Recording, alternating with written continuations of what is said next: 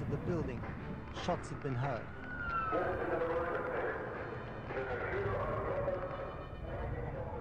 At least 32 people have been shot dead at a university in Virginia.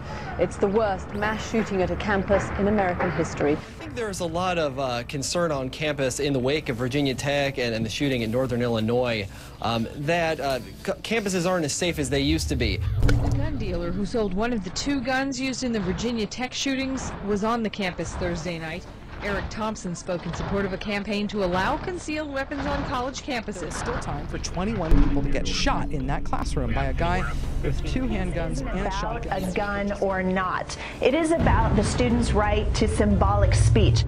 I think there's a real trend developing where people who have pro-gun speech on campus are particularly seeing some problems. This was publicized. They knew the students were going to do this. So did this violate the students' constitutional rights to free speech? I think there's a fear among academia. They're uncomfortable about certain terms being used or certain speech being used. The universities are where the free exploration of ideas are supposed to take place. There's a lot of emotional charged arguments on both sides, and it's hard to take everything out of that context. You have one side basically saying, you know, it's guns that brought all this death here, and the other side saying, like, if you don't carry a gun, you're in danger of dying. And I think that's complete crap on both sides. The reaction on the right today is that we've got to figure out a way to get more guns onto campuses. It was meant to be a protest over the ban on concealed weapons on college campuses. But it's the fact they're using both their First and Second Amendment rights together that has some a little nervous. People are afraid, and I understand that, but at the same time, we need to use logic and reason in order to determine, you know, what's a real threat on campus, and I think sometimes that's fallen by the wayside with this issue. I got connected with YCT, Young Conservatives of Texas, and decided to start a chapter here on campus at my school. We had to set up a booth for the activities mart, and on the flyer was the top 10 gun list. And about an hour or two into the activities mart, the student activities director walks up to me, grabs the flyers and says, what is this? You know, these are inappropriate. And I was like, well, why?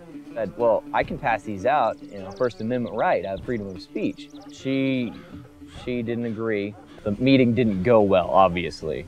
And she's like, well, do you want to talk to the dean of student development? I was like, yeah, let's go talk to him. And he says the exact same thing. He says these are inappropriate. So they confiscate the material. Right then I was like, okay, well, I'm going to fight this. So I contact fire. They send basically kind of a cease and desist letter to the school, to the student activities director, the dean of student development, even the president of the school. I had set a time frame of within 2 weeks, if they hadn't reinstated my club, that I was going to sue them. Well, I think a day before that 2-week time period elapsed, I got an email from my advisor, and he said that they had reinstated the club and everything was good. Recently, the person who had gotten all mad about the guns decided to start an Assassin's Club where it has students running around shooting each other with Nerf guns, assassinating each other. And I'm not sure she found the irony in it at all.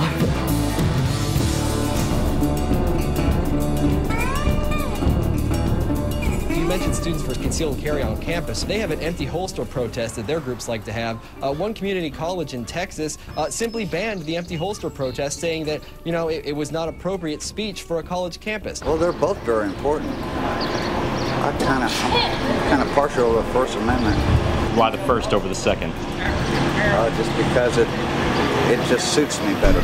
Well, like other college campuses around the country, this issue came up following the 1-year anniversary of the Virginia Tech shooting. Thousands of students from around the nation wore empty holsters. There's never any issue over the Students for Concealed Carry on Campus t-shirts.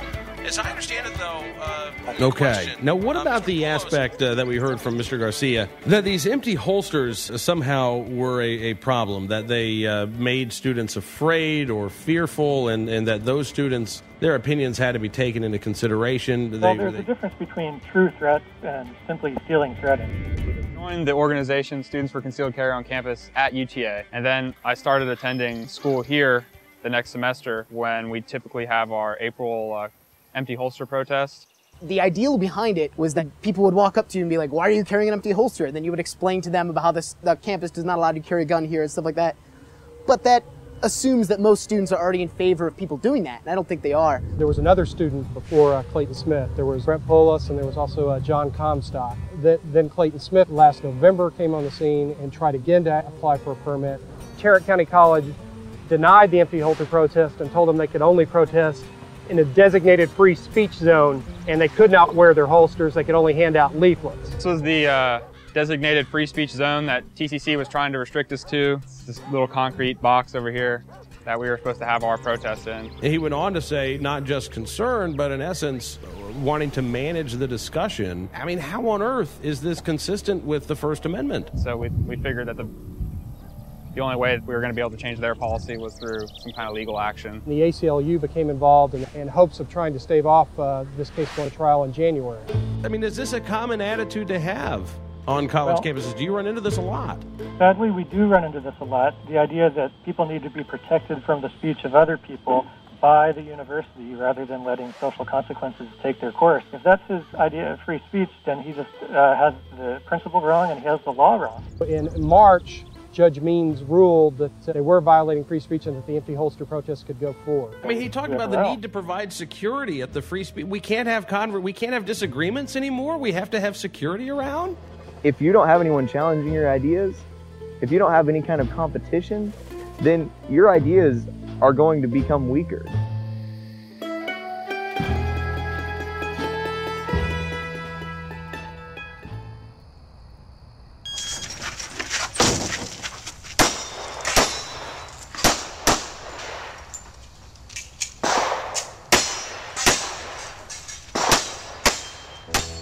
Now this story is straight out of Pittsburgh. A student by the name of Christine Brashear goes to CCAC, it's a community college in Pittsburgh. She is a strong advocate of gun rights, and she believes that students should be able to carry concealed guns on campus, and she started passing out pamphlets. Now what's interesting about this story is the school administrators were not about to have it. The dean of the community college, her name is Yvonne Burns, she said, "You may want to discuss this topic, but the college does not, and you cannot make us." They said that it was solicitation. They were going to take action against her if she continued to do so. The mere sight of a cartoon gun printed on a pamphlet could make someone believe that students were going to start dropping out and violence was going to ensue. It's an emotional reaction to an image instead of an informational reaction. But at Virginia Tech, what was their likelihood of needing to defend themselves that day? You know, anybody who's you don't need to be a law-abiding citizen to show up and wreak havoc. The fact of the matter is, Christine wasn't doing anything wrong. If she believes that students should be able to carry concealed guns on campus, if she wants to exercise her free speech in talking about it, she should be allowed to. That's the most important, one of the most important rights that we have as Americans, and if we don't treasure it, if we don't hold it close to our heart, then we're done. We cease to be the free country that we once were.